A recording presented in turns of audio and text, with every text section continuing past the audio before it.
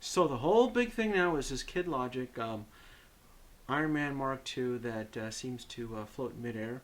There's a few videos going around, but the most common one is the one from Anthony Tsang, right there, the Kid Logic. It's right here. Everybody's going gaga over it. I'm not impressed by it. What will impress me is a 1/6 scale Iron Man figure floating off of a magnetical base.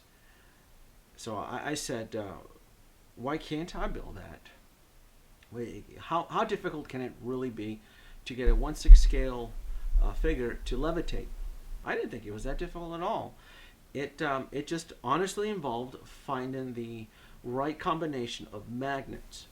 And once I figured out how many magnets I would need to make a 1/6 scale Iron Man figure levitate, then I can start molding the liquid magnet. I figured, what better figure to really fill in the nooks and crannies than the Iron Man Mark II Unleashed, just because it has so many parts that you can remove and take apart, and it's great. Once you're able to mold the liquid magnet and fill in all those little nooks and crannies, you can then kind of have an idea of the weight ratio of what it would take then to have this figure levitate. It really wasn't that difficult. It did take some time.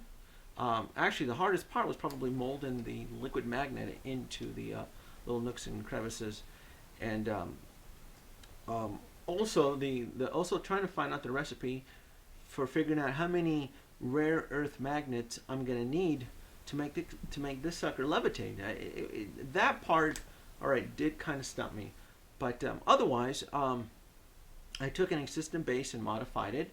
Added a super electromagnetic rod to help with the propulsion. I'm using a USB battery port back here to supplement in the power. It only lasts about 15 minutes. It's not very long, but it is enough to get the figure to levitate. Also, I've been accused that, you're using strings. No, there's no strings involved. I'm telling you, this sucker's levitating. Now, if Hot Toys is interested in buying this technology off of me, I can show them how it can be done. Very cheap. It's not that difficult.